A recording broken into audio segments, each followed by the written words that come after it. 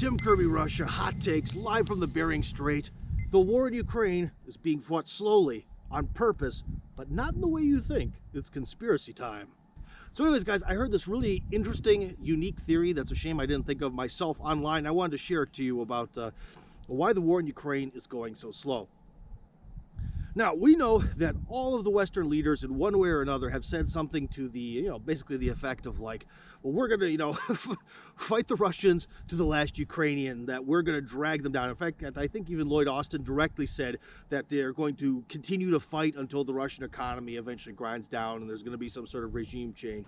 We want to see Russia weakened to the degree that it can't do the kinds of things that it has done in invading Ukraine. So on the surface of it, especially according to Western politicians, it looks like the mission is the West is trying to make sure that the Russians have to fight slowly by hiding Nazis in all these schools, by moving around population centers, so that way the Russians have to very inch by inch, meter by meter, take back all the territory that was taken from them when communism fell, So that's how the West sees it. That's a war of attrition where they're on the winning side and they have to sort of force the Russians to essentially grind themselves down.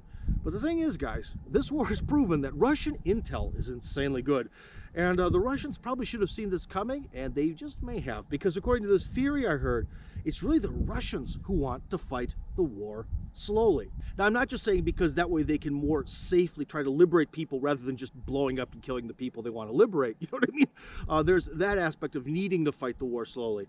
But if you haven't noticed, with the big sanctions, with the cutting off of, gas and petroleum products and all this other stuff, Europe is going through one hell of a crisis, as is the United States. If this looks like a war of attrition, especially when you go around Russia and look at the, a grocery store in Russia, it looks like the Russians are on the winning side of this war of attrition. And so the theory was that Russia actually is fighting ultra slow and inch by inch, completely and totally on purpose.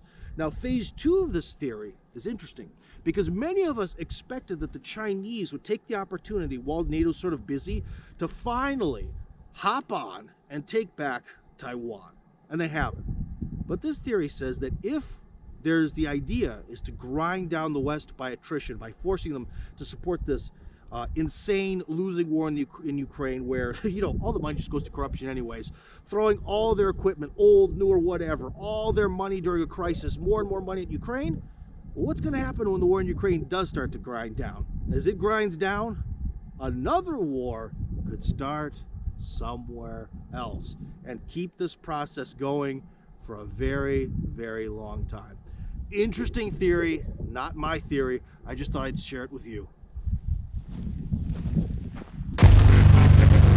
So anyways, guys, if you enjoyed this video and you like the opinions coming out of my big fat mouth, then join up on my Telegram channel. That's Tim Kirby Hardcore on Telegram. Link, of course, in the description.